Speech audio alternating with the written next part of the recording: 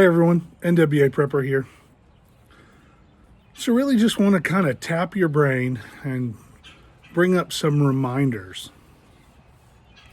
It's spring. I know it's kind of mid-spring, but for me, it is spring. And I say that because I just yesterday got to start getting some plants in the ground. Had some tomato plants, some Romas that were about that tall. Got some peppers that are still a little bit small to go into the dirt, but to me, that's kind of when my spring starts, is when I can safely put plants in the dirt.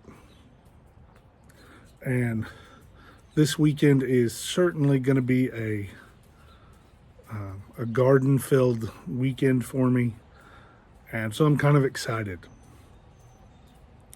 But it also brings up some things that what do we need to think about, or what do we need to do or change in springtime?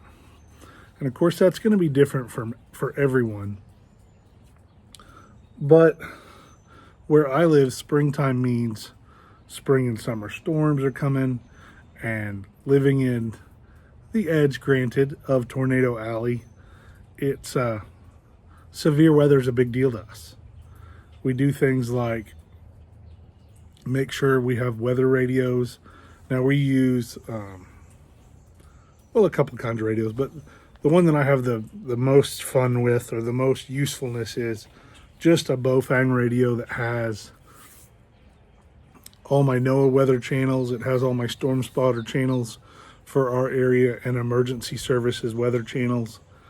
And then I found the frequency. I think tonight's going to be the test night. One of my friends that works at a local television station got me that frequency, I think, and he thinks. And so we're going to see how that goes. Pardon me. And so a weather radio so that I can listen without the TV if my phone doesn't work. Having that capability to listen to the National Weather Service is just a handy thing. I have topped off my generator with fresh fuel. I ran it. I guess it's been a couple weeks. I ran it all the way empty. I put in some new fuel. I've run it again. I ran it again today for about a half an hour. Checked the oil. Just general maintenance on that. Made sure that with that I have everything I need to go with it. Meaning that I have enough cords to reach where I need, the right type of cord to reach what I need it to do. I don't have a transfer switch on my home, and so I don't currently run it to my electric panel because I don't want to electrocute a lineman down the way. And so I go straight to the appliances or the devices that I need power to. And that is not the best way to do it, but that's how I do it. I've checked all my flashlight batteries.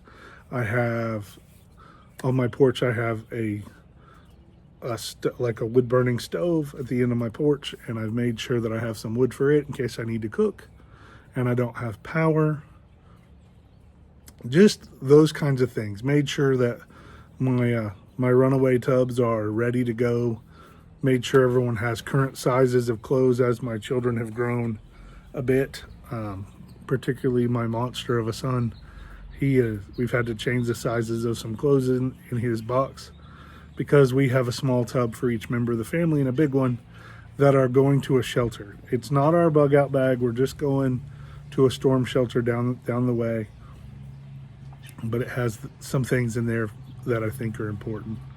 And, the normal stuff, emergency documents, medicines, change of clothes, some snacks, comfort items, something to lay down on, something to cover up with if we're going to stay down there. That kind of thing. Those are the things that I want you to think about. Find the things that you need for springtime weather. Whether it be where you're at, it's still blizzards and Arctic weather, whether it's monsoons, whether it's extreme heat, doesn't really matter where you are. Be thinking of things that you need for just run-of-the-mill, happen all the time weather. Doesn't have to be catastrophic to you. So what are you doing to be ready for it? Let me know down in the comments below. Let's get ready.